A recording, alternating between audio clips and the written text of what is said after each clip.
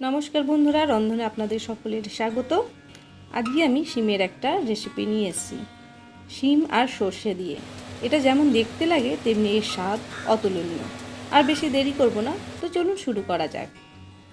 প্রথমে আমি 170 গ্রামের মতন শিম নিয়েছি। এবার যেটা করতে হবে, শিমের ওপরে শিরাগুলো আর নিচের শিরাটা বাদ দিয়ে দিতে হবে। এইভাবে আমি কেটেছি। শিমটার ওপরের ভাগটা নিচের ভাগটা এইভাবে কেটে নিচ্ছি, শিরাগুলো এতে বেরিয়ে আসে। আর শিমটাকে আমি এখানে দুভাগ করে নিই, গোটা রেখেছি। এইভাবে সমস্ত শিম আমি কেটে নিয়েছি। শিম কাটা হয়ে যাওয়ার পর এবার আমি শিমটাকে ভালো করে ধুয়ে নেব।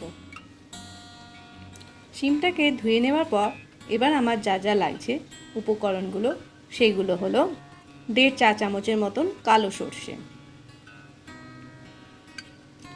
আর লাগছে 2 চা চামচের মতন সাদা সর্ষে, আর 1 চা চামচের মতন পোস্ত, 2টো রসুনের কোয়া, আর একটা কাঁচা লঙ্কা। এটার আমি একটা পেস্ট তৈরি করে নেব।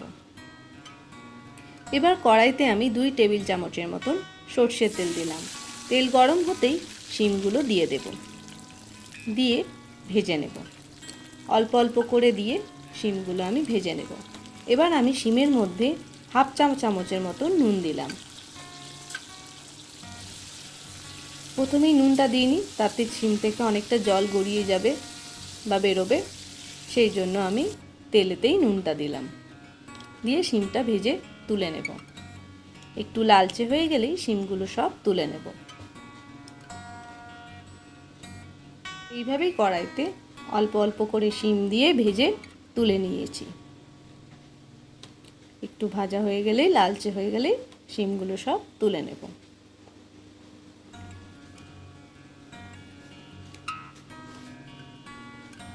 শিম ভাজা হয়ে যাবার পর এবার ওই তেলেতেই আমি 1 চা চামচের মতন গোটা জিরে দিলাম, আর এখানে সর্ষের যে পেস্ট তৈরি করে রেখেছি সেটা দিয়ে দিলাম। দিয়ে ভালো করে মিক্সড করে নেব। মিক্সড হয়ে যাবার পর এর মধ্যে আমি হলুদ গুঁড়ো দিলাম, 1/2 চা চামচের মতন হলুদ গুঁড়ো দিলাম, আর 1 চা চামচের মতন লঙ্কা গুঁড়ো। আমি এখানে কাশ্মীরি লঙ্কা গুঁড়ো ব্যবহার করেছি রঙের জন্য। ঝালটা আপনারা নিজেদের মতন দেবেন। দিয়ে ভালো করে মিশিয়ে নিয়ে কষতে থাকবো। আর আমি 3 ভাগের 1 ভাগ চা চামচের মতন চিনি দিলাম স্বাদের জন্য। নুন দিইনি, কারণ প্রথমেই আমি নুনটা দিয়েছি 1/2 চা চামচের মতন।